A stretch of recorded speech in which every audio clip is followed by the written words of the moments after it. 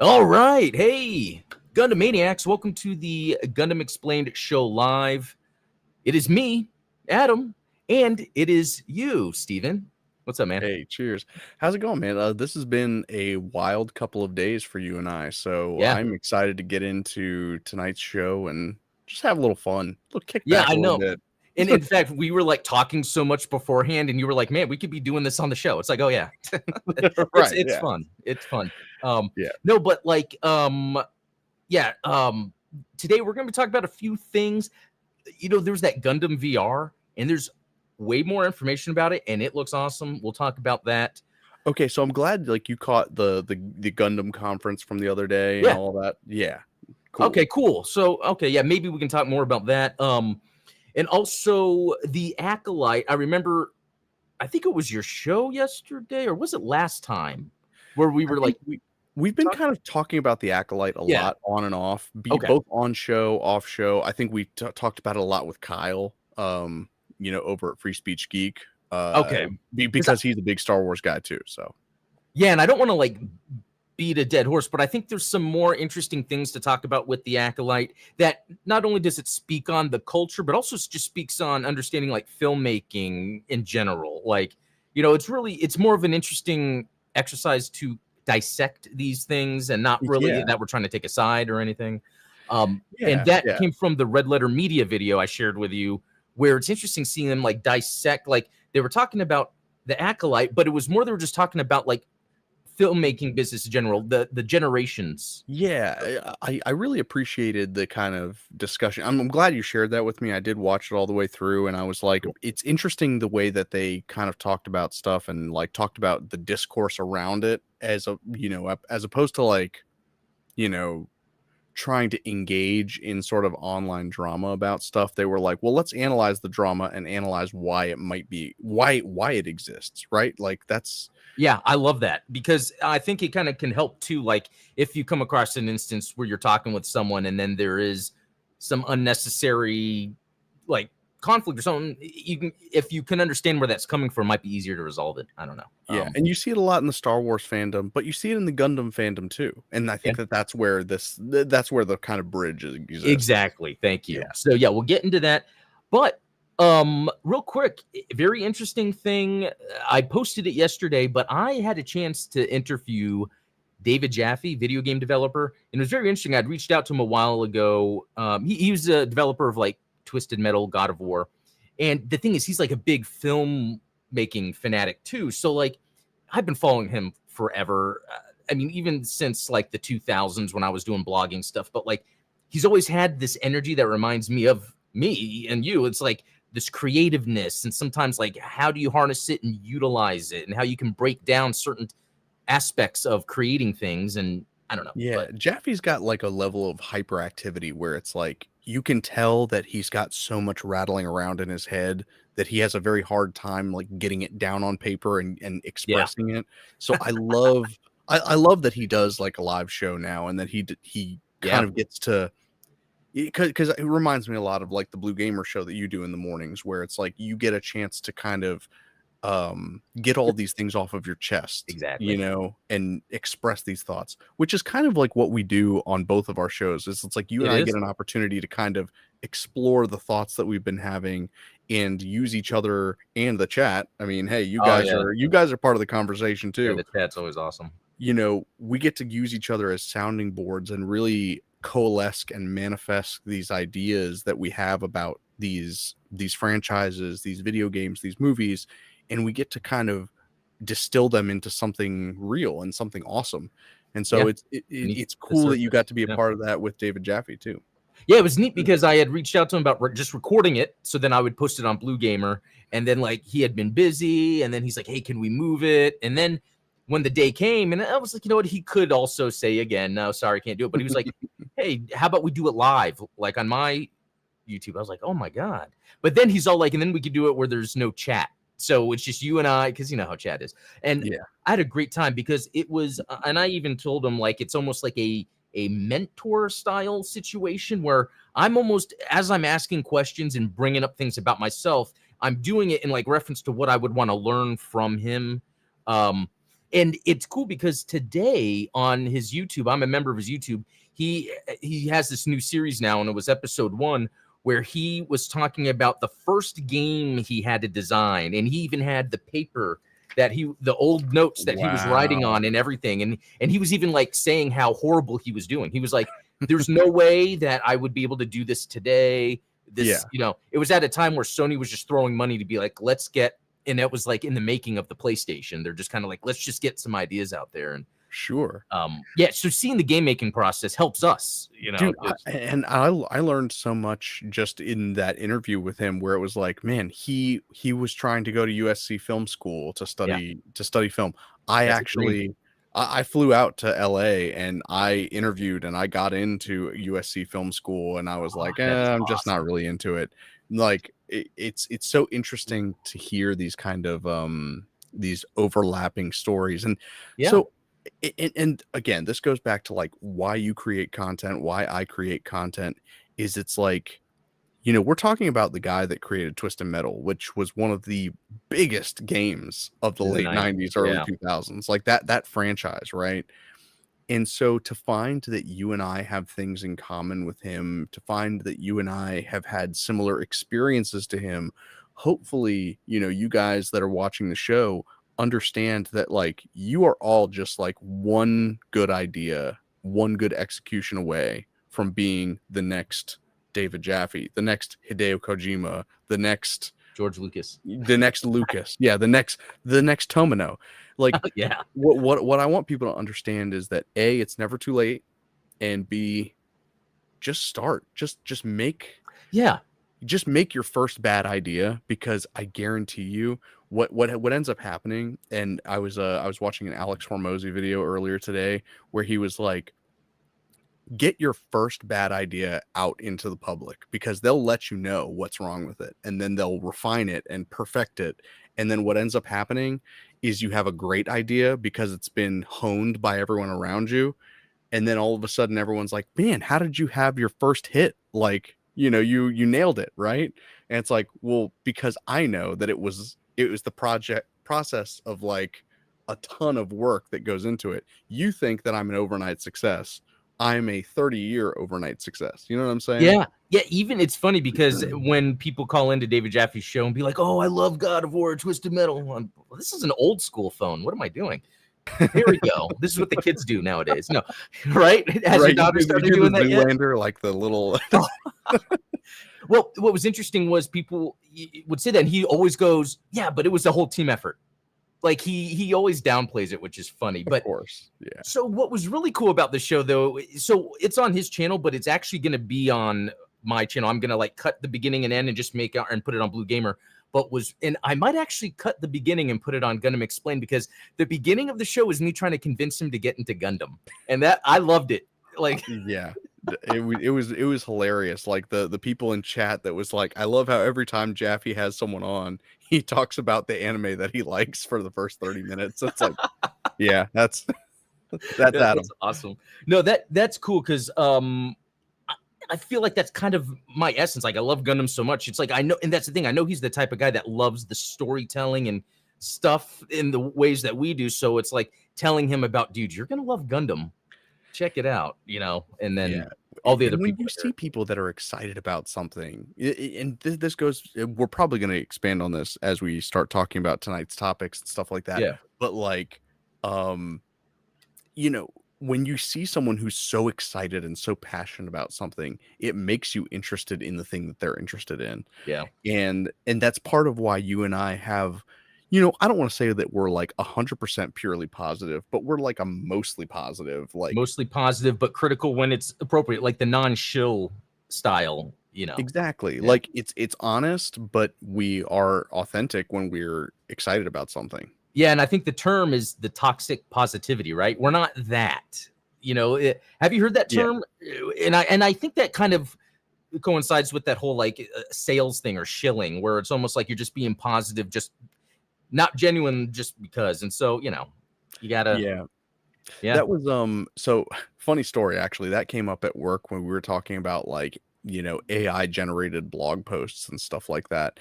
And what I noticed is that AI generated content is toxic positivity. Because, for instance, like there was a golf tournament, Travelers Cup. Scotty Scheffler won that tournament. Now, an AI talks about, oh man, there was a lot of exciting shots during this tournament and all this stuff like that. But a person would say, hey, wasn't Scotty Scheffler arrested 2 weeks ago in the middle of a tournament? Like, isn't that hilarious? Like, yeah, and that's where I was like, man, this is what's missing is people are too positive to the point where it's like sterile, right? I love the fact that we can talk about a guy that was arrested for a DUI in the middle of a golf tournament, and then the next 2 weeks he wins a golf tournament later. Like, yeah, that's not even something that's super negative, but it's a funny story. Yeah, that's hilarious. A really good point. It's awesome.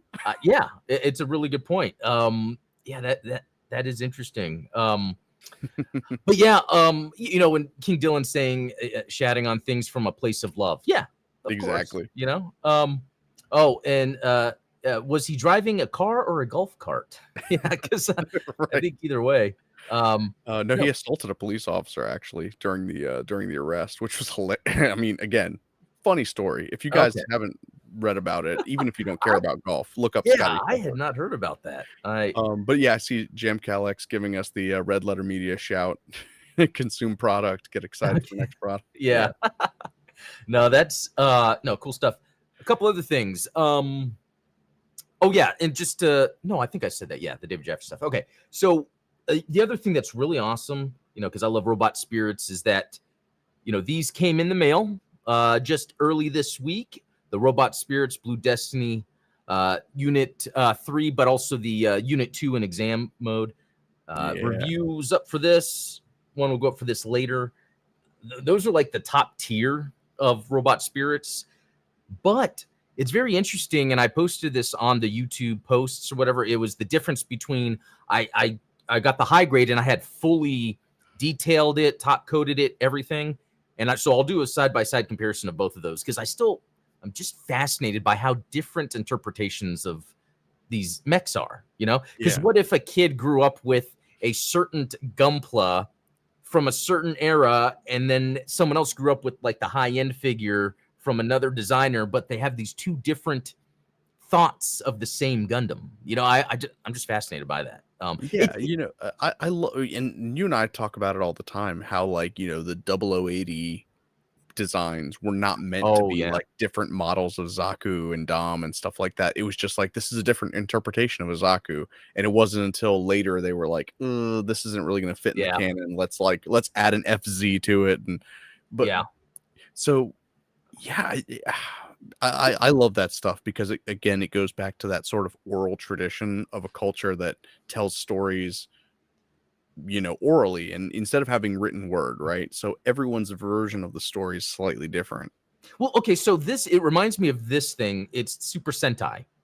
How in America, like, what if you grew up watching Super Sentai and then all of a sudden you're 40 and then America comes out with Power Rangers? And it's like, okay, I love it. What's the Yellow Ranger, a guy? So think that is funny to think, you know, with all this woke nonsense, like Power Rangers did it first, but not really.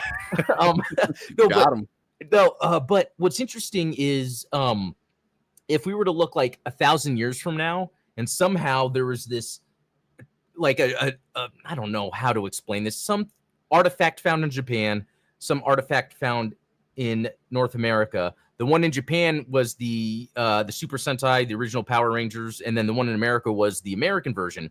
And then archaeologists are like, okay, what's going on here? There's two different interpretations of these ancient warriors. You know what I mean? Like, oh yeah, for sure. I mean, it goes back to those types of theories about mythology where, you know, like the Roman gods and the Greek gods are basically the same, but they have different names because they were in different places and things like that. Yeah, you know, and we see that in real archaeology. I say real archaeology, but like honestly, if aliens visited our planet like way after we're extinct, they are going to find real archaeology of like all of our VHS tapes of. That's an interesting way to interpret it. It's almost like we're creating our own archaeology in a way. Yeah, whether it's going to survive. Like, do you think there's a survivable format? And then it makes me think, oh, maybe we figured that out a long time ago, and that's why there's stone tablets and emerald tablets. Yeah, I was gonna say, have you ever done like a time capsule, like one of those things that Yeah. like you load it up with stuff and bury it, and I forget where it is. Something I did in school. No idea. right?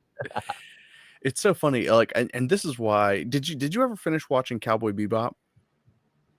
I had only watched the movie. Oh, okay. So Yeah. there is an episode where they discover a Betamax tape, which old heads like you and I remember Betamax, right? Yeah, I'm gonna And mark that down to watch that show. Actually, I got yes, definitely do that. You talk about it all the time. Yeah. Yeah, But you know, anyway. I feel like it's right up our alley as far as like sci-fi, anime, that sort of thing. But yeah, there's an episode where they find a Betamax tape, but they don't have a way to play it, and it's like, it becomes this mission where it's like, well, wait, this kind of looks like it fits in here, and it's like, no, that's a VHS player. That's Oh, that's different than the hilarious. Betamax tape, and it's like, okay, so we know that there's this one Betamax player in this old abandoned mall that's been flooded for like 200 years, and like that kind of stuff is so fascinating to me because, like, Yeah. you know, one day our grandkids are going to stumble upon a cassette tape that we had from our parents, right? And it's going to be like, what the heck is this thing? Like, it says that it has music on it, but like, this has music on it. Why does this, like, what are you talking about? How do I get this on this? That's funny because I've already converted all my parents' home movies to digital. Yeah, I have them in separate locations just in case, which then those are going to be gone. I mean, the VHS tapes were already wearing out, so it's good that I captured when I did, but even that can deteriorate too. So, yeah, and like, what is it? So, and that's why it's interesting to think in ancient times, things were written in these, like the Epic of Gilgamesh. You know, there's all these cuneiform tablets. It's like they were smart enough, if that's really the right way to explain it, to document things in stone. And we're not doing this nowadays. If there's an EMP blast, all of our information would be gone. Yeah. People that had a prescription that was being shipped to them every 2 weeks, that whole thing would be disrupted. You know what I mean? Yeah. Like life saving. So yeah, crazy. Man, we got on a wild tangent, but I love it. It included Power Rangers. How often can you just randomly insert Power Rangers into something? Right, Maybe Power Rangers archaeology. Yeah. Okay, so is there anything else I want to bring up before going into the next topic? No, I think we're good. Okay, so Silver Phantom, the VR thing. I've been waiting to be like, okay, what is this going to be? I love that you describe it as the VR thing because, like, it's been such a mystery since it was announced. It was like, we know that it's VR, but it's not quite a game. It's not quite a movie. So, but now we have more. Yeah, because, you know, originally they were showing us like a movie that you partake in. You can look up, you can see everything. But then they're showing clips of like playing a game. Not only that, but it's almost like you're holding the Gundam like a toy and playing with it. This is like the ultimate thing I've always wanted. Like, look at that. Like picking it up, you've chosen that and then walking through, like, this makes me super excited. And we have a Meta Quest, but there's the new 3 that's out, and it's like, oh, I'd probably rather have the 3 to play this, because I mean, when you see something like this, isn't this what like they should be doing, and they're actually doing it? I mean, this is exactly what I do at my desk with my Gundam, with my Gunpla. I'm like, pew pew pew. Yeah, I mean, I even have M Bison, you know, versus the what am I doing? No, but I mean, the only other thing, and I think that's what they're kind of teasing here, is going up to the cockpit. I think they're even explaining it like that.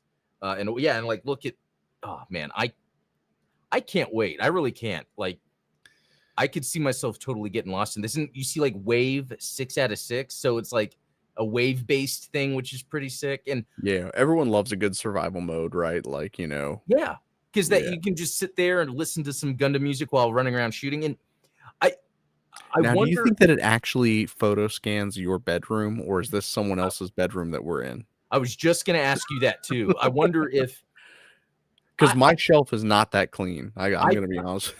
I bet they set something up for this, but to me it seems like that would be the plan, to have it where, yeah, it's because the new stuff they've added, even they've updated the MetaQuest 2 to have better, whatever you call it, where you see outside the thing. Like I the just never, augmented reality, which yeah. I mean, isn't it funny that like augmented reality has kind of gone away a little bit in favor of more virtual reality applications? And I think it's gonna, like, I think it's a constant bounce until they combine, because I am starting to Yeah. see more. They're really expensive right now, but you can buy glasses on like Amazon that actually project things for you Hmm. in the world. You can hook it up to devices and stuff. Well, Um, and and I know that this is kind of outside of your realm, but like for instance, that actor Joe Manganiello is really big in like the D&D community and like tabletop role playing. yeah. And they have like a tabletop role playing AR suite where it's like, Uh, you can project a dragon out onto your table and like, oh, look, I'm going to move my character this many squares over and then it gets attacked by the dragon. Like, so there's like a bleed over, right? Where it's like yeah.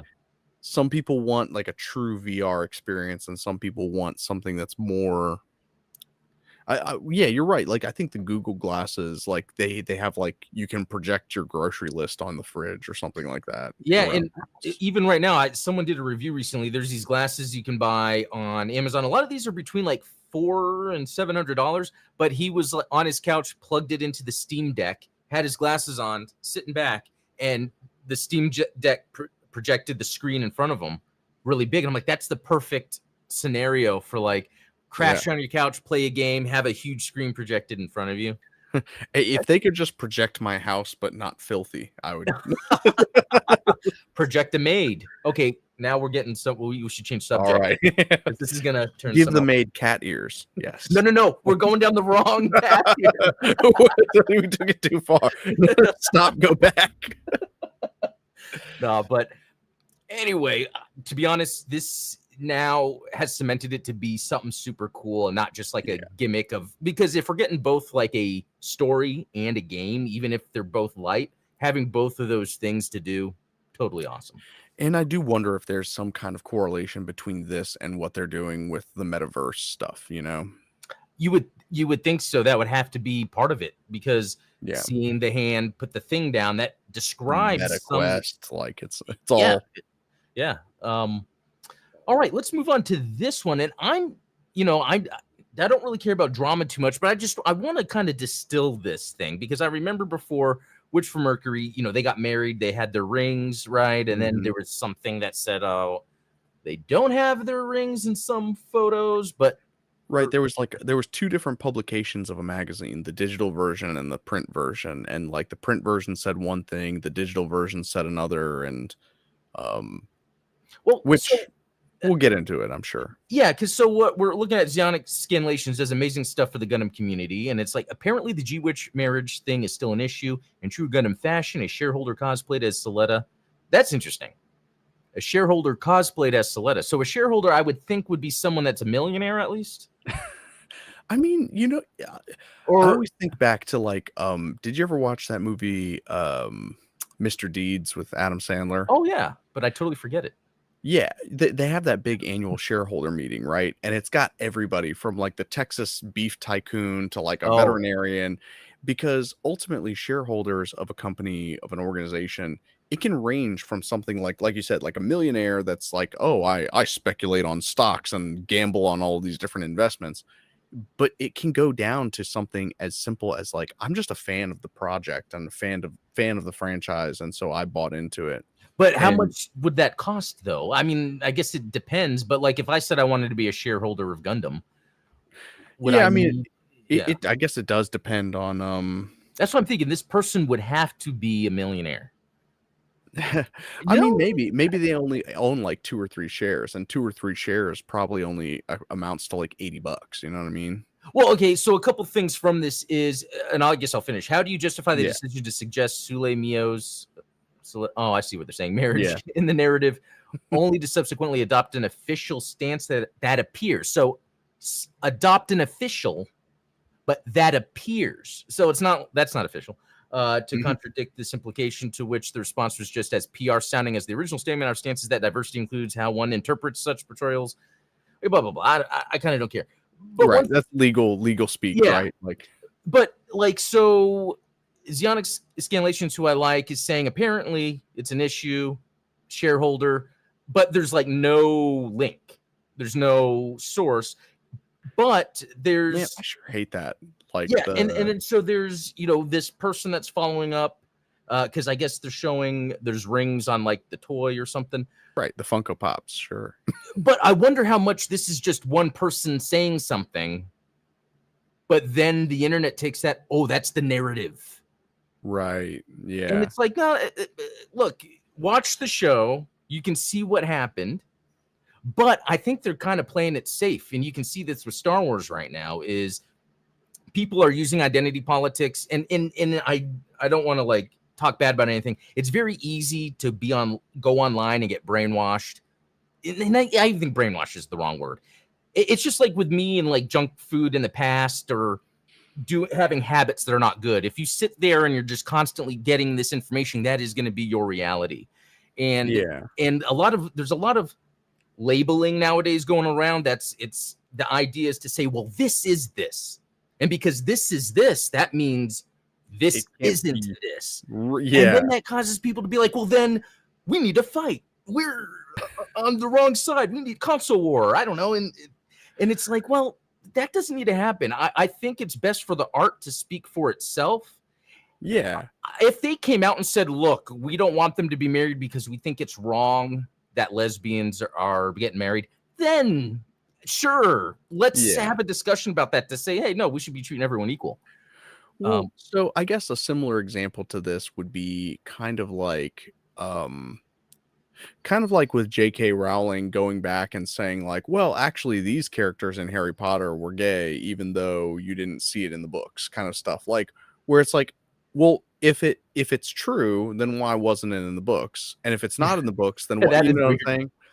But okay, so like let's take what's being presented for us as fact. Like, let's assume that this interaction did happen, because to your point, you know, there's no source cited, and that's a whole other discussion that we could have. Yeah. But I can't help but ask myself what the motive behind a question like this is, because we're talking about like a shareholder meeting, right? Yeah. We're not talking about like, hey, let's interview the creators, let's interview the writers behind the show. We're talking about like something that's more business related. And then the question is something that's story related. So like, imagine if you would, like, I don't know, let's say you go to a Disney shareholder meeting and some random bean counter, some accountant is sitting there, and you're like, hey, you know, in Frozen 2, I noticed that you know, this character Agnar was saved by the woman, but they don't identify her as the mother until halfway through the story. Why did you choose to do that? It's like, is this really the forum? Is this the place to ask about that? And are you assuming negative, like a negative, right, in the first place? And it's like, and so I think that especially with this question, you know, let's take the controversial topic out of it, and maybe I'm going to introduce an even more controversial topic. Imagine you're at a shareholder, right? Imagine you're at a shareholder meeting and you're like asking someone at Bandai Corporate, excuse me, how is Thunderbolt canon when the Atlas Gundam is clearly more advanced than the RX-81, which is debuted in, you know, 0081 Senki? You know, like, good question. But right, great question, cool, great question. But like, is it the forum? Is it the place? I think that when you look at the motive behind a question like this and the forum that it's being asked, it's a cynical question, because what you're trying to do is you're trying to get some kind of official confirmation of a theory that you might have, regardless of whether it's true. Like, personally, I think that clearly from what I saw in the show, like the relationship between Suletta and Mironie is authentic, right? Yeah. But you're asking the question not because you truly care, not because it's something meaningful to you, but you're asking ambiguous because it's right in the show. Right. Yeah. You're asking because you want to have some kind of official stance. You want some official statement so that you can go on Twitter and dunk on people for being wrong. That's what it comes down to. Yeah, and I know that I typically tell people, like, don't assume motive, but when there's so much motive built into the question, you can't help but speculate. Like, if it is so core to your being that Thunderbolt is not canon, for instance, then don't think it is. It doesn't matter. As long as you enjoy what you enjoy, who cares what somebody on Twitter thinks? But when you start asking questions of official, people that are associated with the show, what you're trying to do is you're trying to get evidence that you can use to dunk on the people that disagree with you. And that is something I can't get behind. Yeah. And it's very interesting too, because a lot of times, and again, because this question is being asked is because there's this like ongoing culture war, but mainly in social media or whatever, where it's like, and I saw this a lot recently with video games, the whole Sweet Baby Inc. thing, and or people just fighting for no reason. And it's like, if this is being brought up because the idea of things being woke versus non-woke is what we're getting at here, I would say, well, as Witch from Mercury as a show, it wasn't a bad show. And in fact, it's not my type of thing, but I think the relationship element of Witch from Mercury was its strongest element, stronger than the robots and the politics.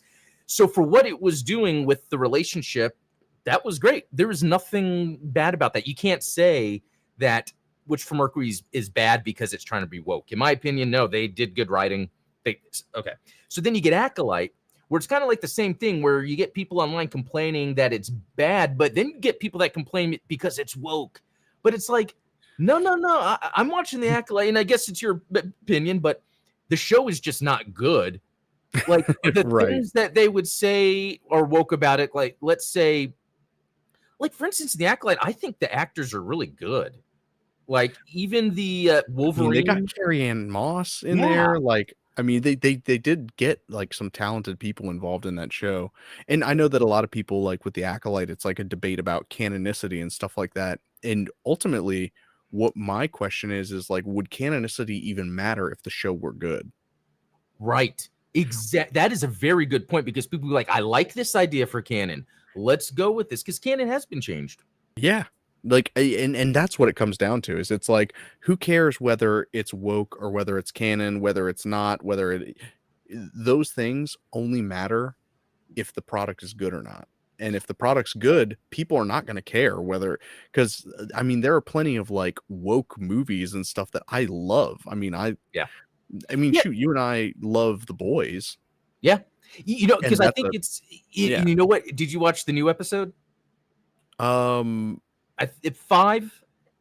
I don't know if I'm caught up yet, but I think it just came out today, if I'm not mistaken. Okay, so yeah, then I'm not caught up. Okay, I'm not gonna say anything.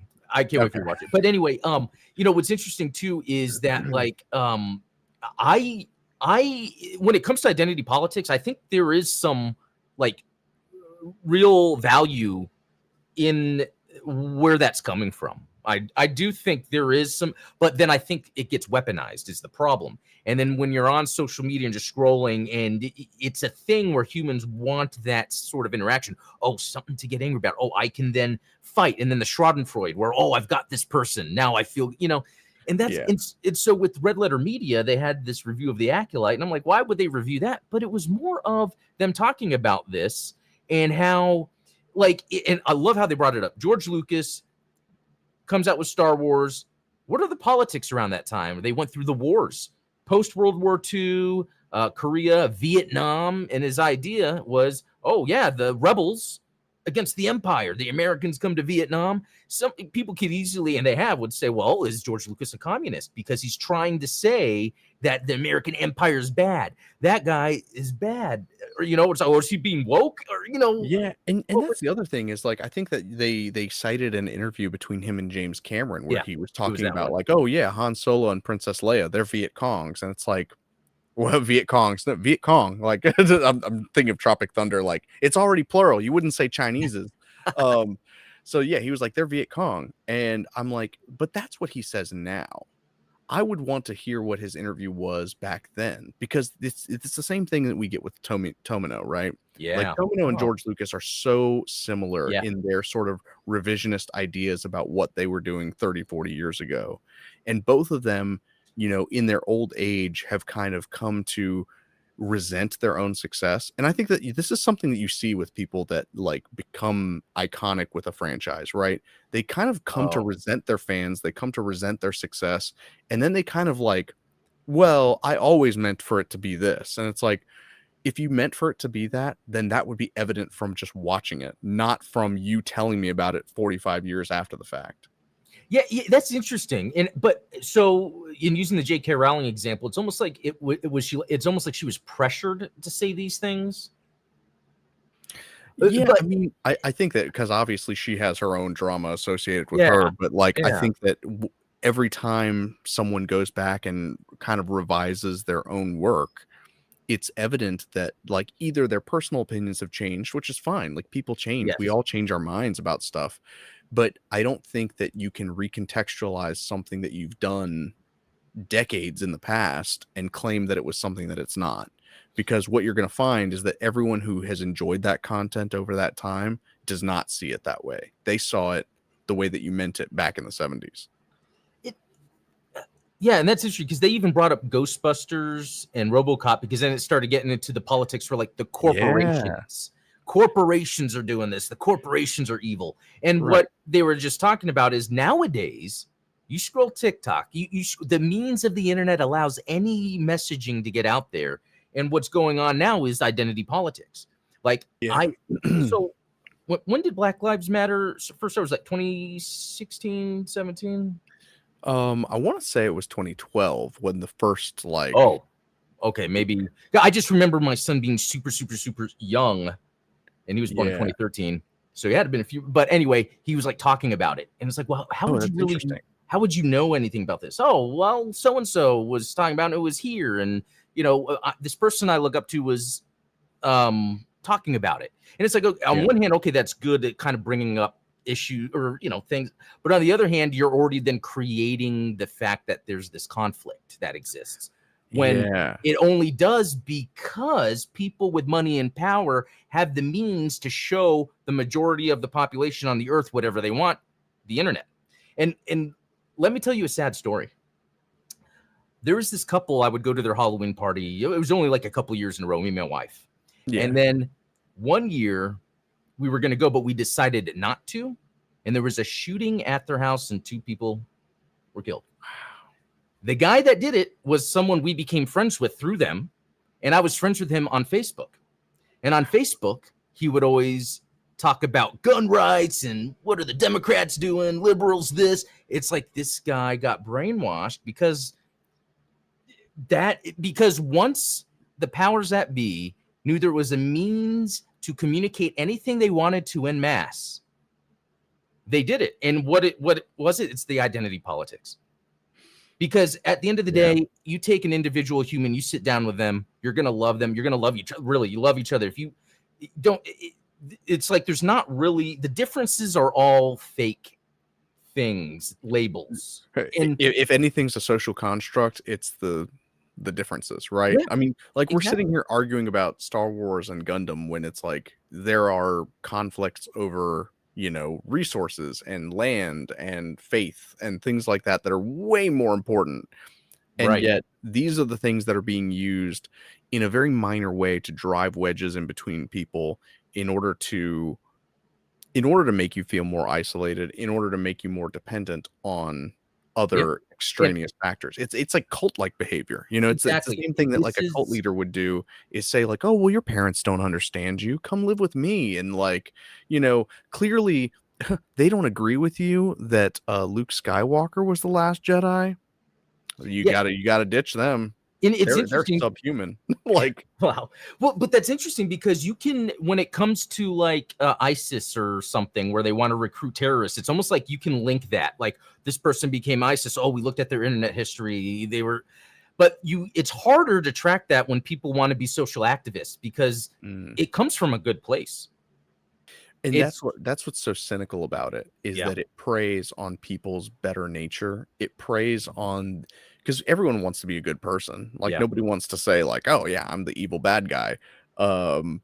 And so by preying on that, you convince people to do terrible things in the name of justice, which is not justice. It's Yeah. Like, so like the Sweet Baby Ink thing, that thing is a company that wants to, that would be consult companies to add more inclusive things. And really on the surface, that's perfectly fine and reasonable. Let's say a developer wants to make, or a publisher wants to make sure their game reaches a wider audience. They're like, well, let's get someone that understands kind of the greater social, you know, the zeitgeist or yeah, whatever. exactly. And what happens is, okay, if the game turns out bad because they made a change to make something more inclusive, but that required them to change gameplay or something, I don't know. And then so let's say then that makes the game bad. Well, then you can say, okay, using that is not something you should do. Yeah. But what was interesting was there's a person that's involved with that company that was on the show that I talked about that I decided I'm not watching anymore. And she was calling out people and saying she wants to fight them. And it's like, okay, Yeah. any sort of credibility you could have possibly had is now gone. As soon as you want to talk about violence, I can't. Well, and even just the censorship part of it, right? Because like the whole thing started because somebody created a Steam account that detected whether Sweet Baby Inc. was involved with a video game or not, right? And for me, that's just educated, like that's informed consent, right? Like you want to know, regardless of whether you want to know for good reasons or bad reasons, you want to know who was involved in making the video game that you're playing, right? Yeah. And so for the people that this app was made for, they just didn't want to play games that were associated with that. And that's fine. That's 100% their choice. Yeah. If you wanted to, you could download that app and be like, well, I love everything that Sweet Baby does and I want to be involved with it. So you can use it to play games that are involved with them. Now, when you turn around and say like, well, no, this is discrimination. This is like a hate operation. Well, then like, why? If you don't want people to know that you're associated with a game, why not? Yeah. Like if your motives are positive, if your motives are good, and we agree that like, yes, like you are contributing something positive to this video game, then why wouldn't you want people to know that you're involved? Yeah. And so that's where it's like again, it's the cynicism that has rotted to the core of people, where it's like, I love when people post hate comments on my on my YouTube videos, because I'm like, hey, thanks for the engagement. Like, cool. Like it's, I think that people tend to, when they identify that something is negative, they do everything that they can to suppress it, which then makes you question their motives in the first place. Because if your motives are positive, then why would you want to suppress anything that you think would draw more attention to you? So, does that make sense? Yes, because that's exactly. And I'm Paragon Goadia. Hopefully, I said that right. Was saying Sweet Baby said they would threaten companies that do not comply with them, though, and that's kind of funny because they literally did say that. they literally did. Yeah. Did you see that too? That video was like the GDC video or something. I forget what it was. Yeah, I think it was at a conference, which is wild to me. It's not even like an offhand statement on Twitter or something like that. It's almost like they assume the rest of the room is like, yeah, we need to make sure everything's as inclusive as possible. If not, that's the other thing. It's not like it's not inclusive. It's just, even as a white guy, I might write my main character in a story as a white guy, and I don't mean anything against anyone else. Yeah. But I do also appreciate like Star Trek. That was one of the coolest things I learned about Gene Roddenberry, was he purposely had a diverse cast, because the future of humanity would be everyone just being together and not infighting. And that's something that like you see in Firefly too, like the Joss Whedon show, where it's like everyone kind of speaks Chinese, because it's like, okay, yeah, you have this huge diverse universe, but like everyone coalesced into this like lingua franca, like everyone speaks English and Chinese because those are the two predominant languages of the human race. Yeah, I love it. I think what I love it is because I think that's a good example. That's a narrative choice too. Yeah. It's not something that's done just to fill a checkbox. It's like and that's, if you think about it, that's the most woke any story has ever been. What is the future of humanity? Everyone all together, and it doesn't matter anything. There's no more human fighting. Yeah. And So And that that's why we have to fight the Klingons, is because they're yeah, different. except Which is but ironic that then we find ways to that's part of the genius of Gene Roddenberry, right? Is that he found a way to replicate human conflict in an age where human conflict was no longer a thing. And so you start talking about these issues of racism and like classism and things, but in a different context that allows people to disassociate from it so that they can understand the underlying principle behind it. And you and I talk about this in terms of like X-Men, right? oh It's yeah, like you couldn't make a show that was just about like racism. You can make a show about people discriminating against mutants because we all, like I said earlier, is like everyone wants to be the good guy. No one wants to be Trask, the guy that's building the Sentinels to go hunt down the mutants. But in real life, we don't have mutants, right? We have like whatever you want to. That's the best part, is like it's not defined as like, oh, mutants are representative of African American communities, they're representative of Muslims. They can be representatives of any disenfranchised community. It's not tied to a specific yeah. thing. And then you can project that onto whatever is the discriminated group of the current day, right? And that's what makes some of these franchises and some of these stories so timeless, is that they address underlying conflict, human conflict, but they do it in a way that doesn't make people feel like they're the bad guy. Yeah. Yeah, that's it, and so that's what's interesting about modern times now. It's the like the social politics are the thing that people that are in a creative space right now are utilizing, you know, so it could be that we look 20 years in the future and we might see this as, oh, interesting story, and people might forget that there was controversy and not even, and it might even be by that time the world might even look like what a woke movie looks like, so we wouldn't even think, oh, like right now if my son was to watch the first Star Trek, he wouldn't be like, why is there a Soviet in there when they made this during the 60s or whatever? And it's like not understanding that, like, you know, everyone, the world was different back then. And even David Jaffe was saying that to be like in the 80s, the stealth bomber was like a myth that didn't exist, or the stealth one of the Yeah. stealth. And then it was revealed in the 80s, and everyone's like, oh, whoa, it's actually real. This thing that we thought was a government conspiracy is real. And so Yeah. time is also a teller of truths, you know. Very true. It's yeah. Yeah, and but yeah, going back to what you're saying, I think that yeah, the identity politics behind it are what it creates the conflict, right? Because I can sit here and I can tell you, yes, the stormtroopers are the bad guys in Star Wars. Yes, Trask is the bad guy in the X-Men. But when the messaging behind something is like, oh, well, all white guys are the bad guy. Well, that's not something I can change. You know, I can choose not to be an Imperial Stormtrooper. I can choose not to be Trask. When I was working at Microsoft, this was at like the height of like the Black Lives Matter and wearing a safety Yeah. pin. And it's interesting because in the Microsoft office I was in, there wasn't that many white guys. I think my direct lead was white and one other guy that was on a different team. Everyone around me was multicultural. And I just remember in that situation, it was weird because I felt like maybe I had a responsibility. Mm, I kind of don't, because it's one of those things you're kind of born into it. But I think it's just being a responsible. The responsibility is just always being a good person. I think that's what I was kind of getting out of this. It's like yeah. I'm white, and there's a lot of times where they might not want to hire a white guy now because they have to do. But it's not like it's my responsibility to fight that. It's my responsibility to just continue to be nice, to represent what a nice, good human is, and Yeah. that would win over what someone is.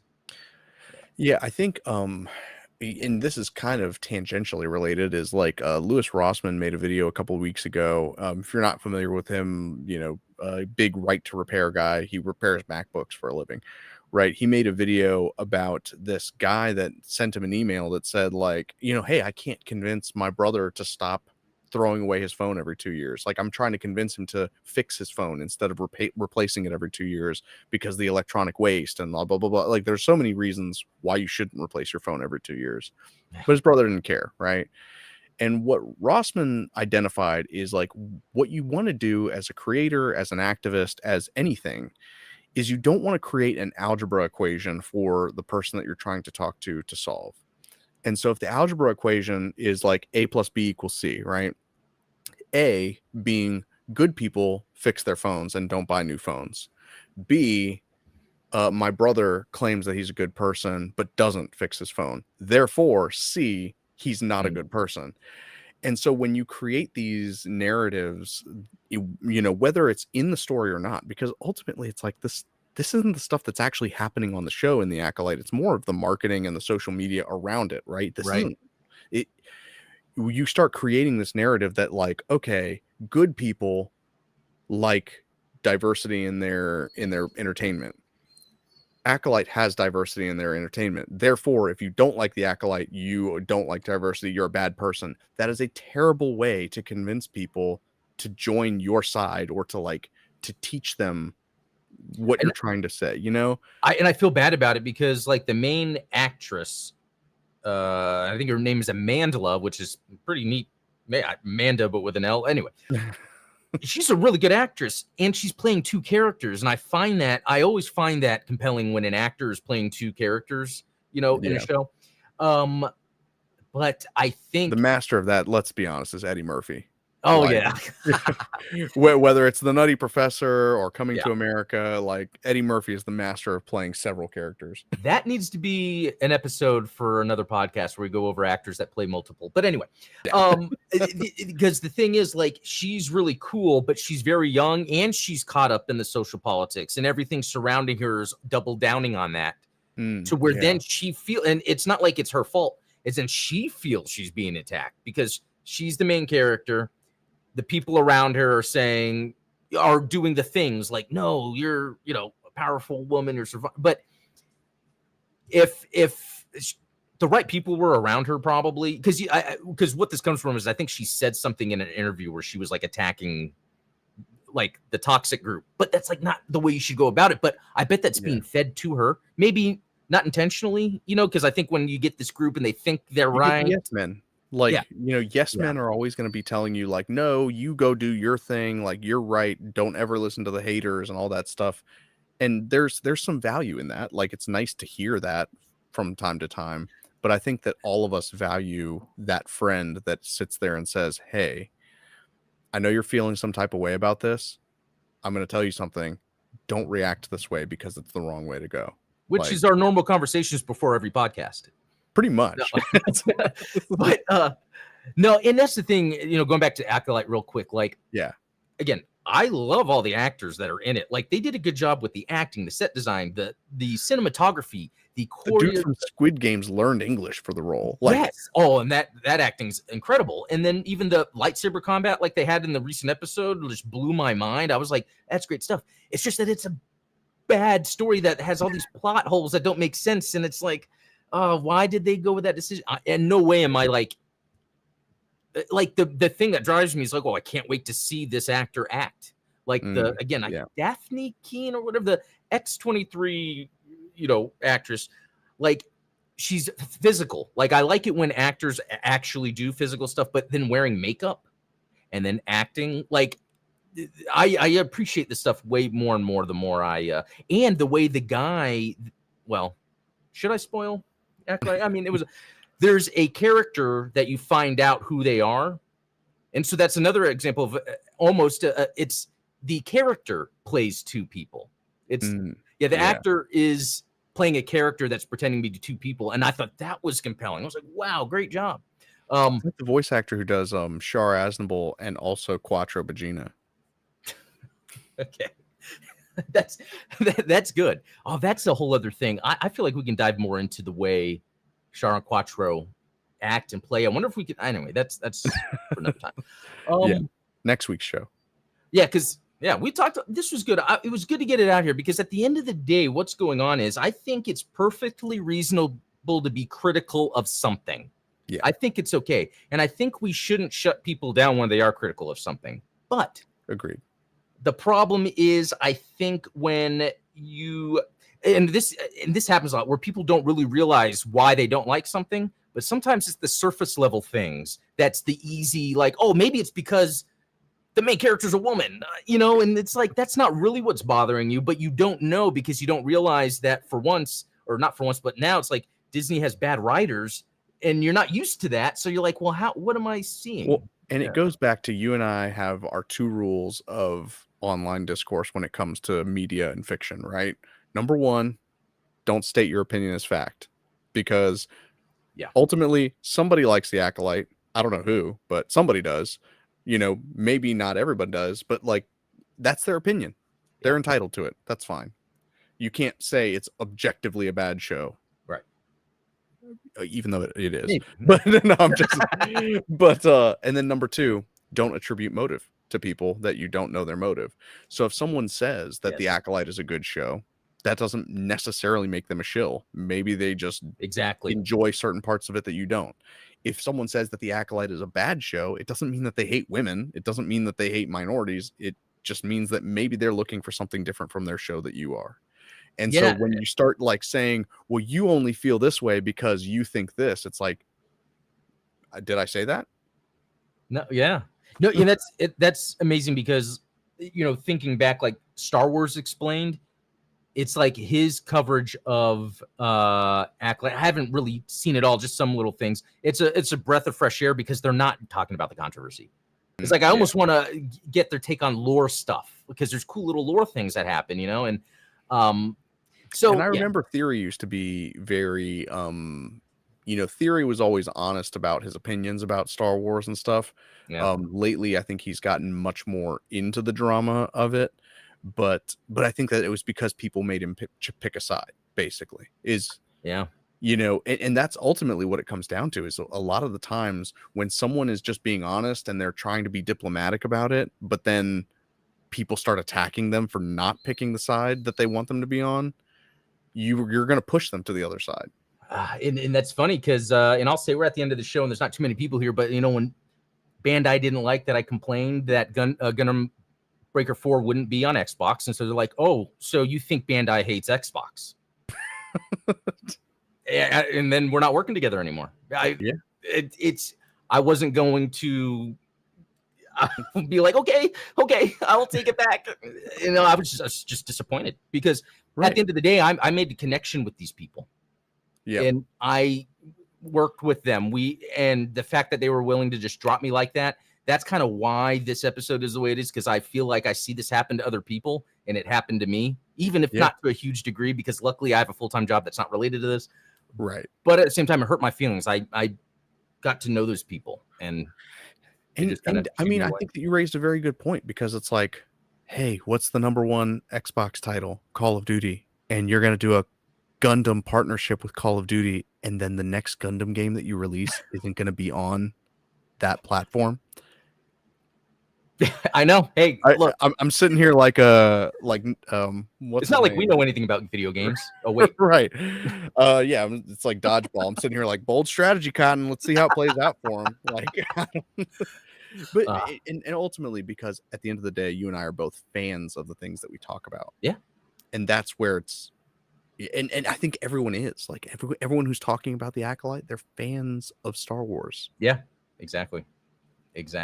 So anyway, this was another great one, Stephen. Thank you for allowing me to get this stuff out there. We don't often like touch on drama stuff, and I'm always happy to kind of indulge that side of it, because you and I typically don't engage on the same level that I think you see. Right. I think we kind of, it's like we're looking at the middle of both sides and really understanding where people are coming from. And a lot of times these reactions people have, they don't realize what they're doing.